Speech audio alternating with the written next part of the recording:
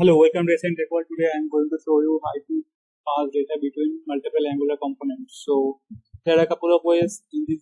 So either you can use Angular service, you can create one common service and pass data between components. But if your components have parent-child relationship, then you can use Input Output Decorator. And there are also other couple of ways like you can use RxJS to local storage to pass the data.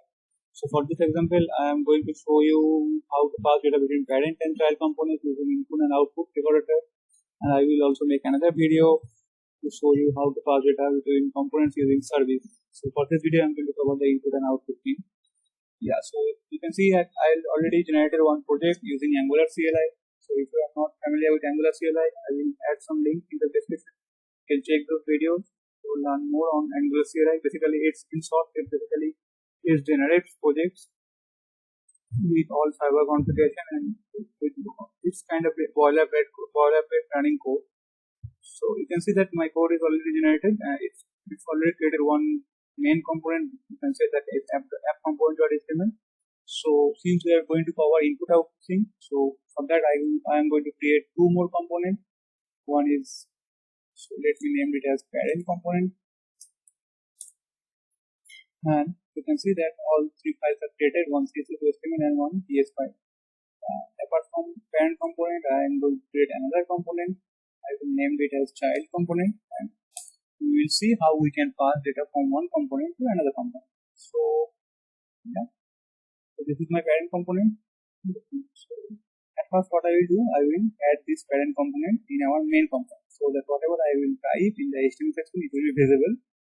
Since we are not using this selector in app component, so you can't see this text, right? Parent works, something like that.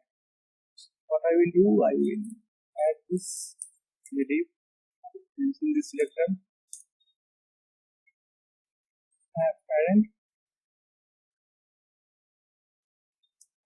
close the tag. Yeah, now you can see that whatever I wrote inside the parent component, it is visible there. So for this, so what I will do now, I will create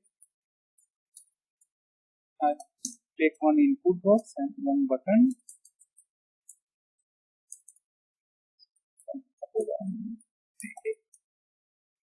One form here, taking one form and inside that I'm taking one input box, type text.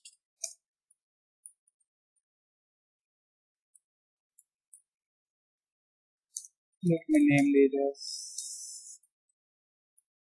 input text. That's pretty much. And I will take another button, type submit. I'm taking it as submit. So whenever I will click enter, I will call the corresponding function. I will name this button as add. So basically, I am trying to design one small to-do kind of thing, this kind of thing. So use this example. Yeah. You can see that it's already created. So since I already told you, we are going to show you the parent child. This is our parent component. So what I will do, I will create another div and I will display whatever I am adding in the list. I will display it here. For that, what I need to do, I need to use the selector of the child component. So let's find that app.child. So let me add it in our parent HTML view.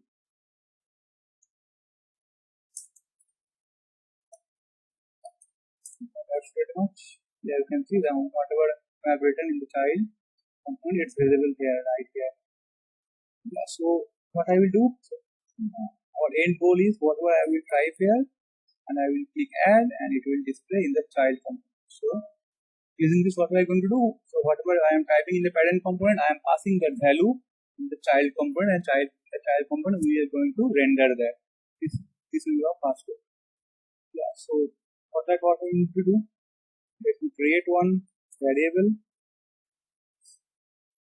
for to do tasks item. So string, I will insert the string blank string. Then since we are typing it input box and we are clicking on add, so we are going to use ng model. Using ng model, whatever I will type here, I can pass it as whenever I will click on the add button. So let me take one. So for that reason, I already took this item variable, and I will use ng model here. The model, since we are using two-way binding, so I write like this banana in the box. So at first we have square bracket, then we have round bracket. You don't have any round bracket. So if you write this like that, square bracket and round bracket, then that means you are using two-way binding. So whatever you will type here, that will reflect in the variable. So our variable name was item. For next step, what I will do, I will create one function.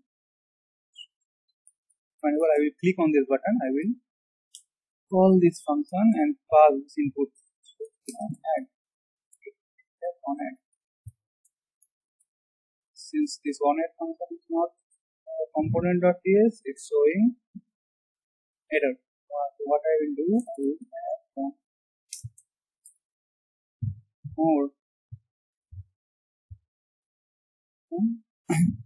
Yeah, so my parent component is ready. So whenever I will type, it will come here. So what I will do next, I will go to my child component and I will create. So I need to pass this value, right? So how can I pass? Further, I need to add one more variable or one more input property for this child component. So, right? For that, you need to use add the input, and you need to import this. So it's automatically imported.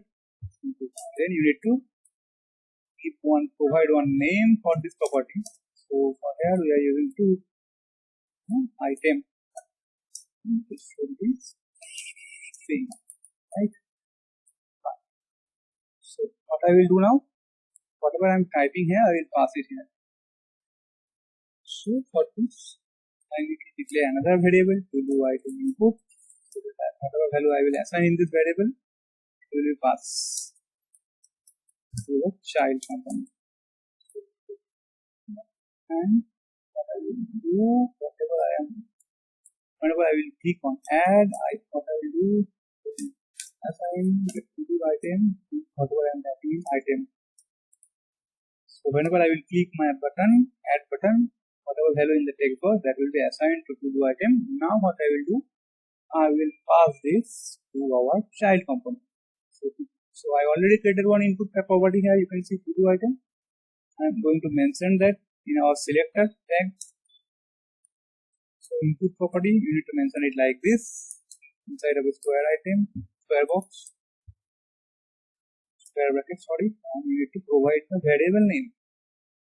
So whatever value I will insert in this variable, it will be passed as input to the child. So now we are done with the input. We are done with the passing the input. So what we will do now next, I will take those input, whatever I am getting from the parent, and I will create one array, probably display those in our child component. So let me declare one array, to-do list, I name this a to-do list. Initially it will be blank. So in Angular lifecycle, have one lifecycle method called ng on changes.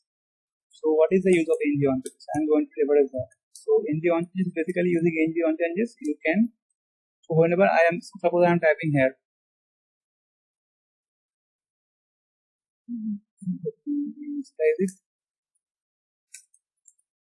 So what ng on changes do?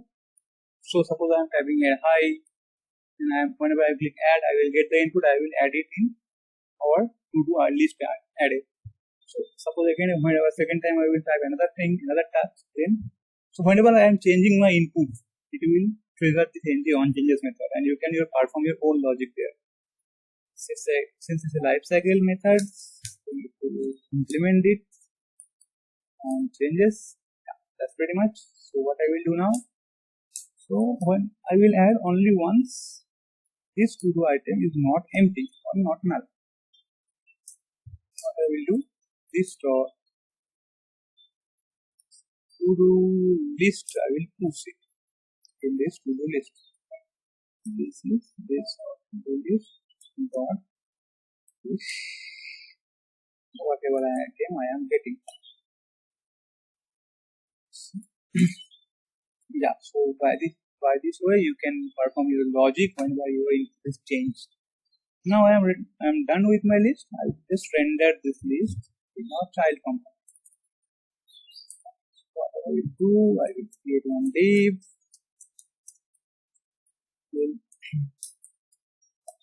Inside that I am going to take one list, order list. Let me close that list.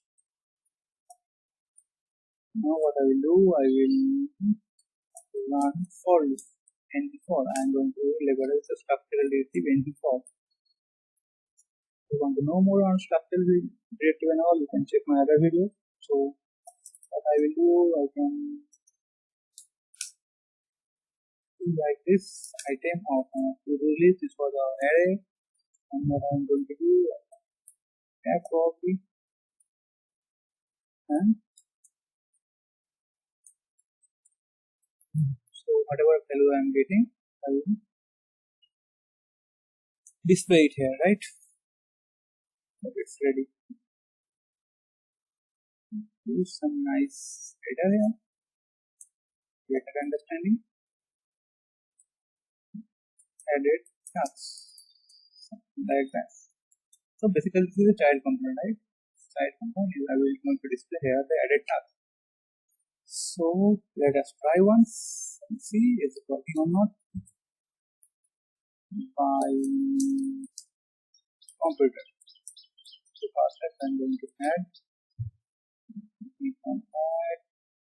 Yeah, you can see it's showing.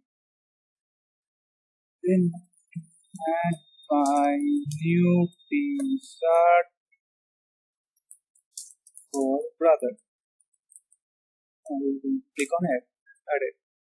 Now let me show you another thing. So if you keep the same text and click on it, it will not add because on changes only fires whenever the input property is changed.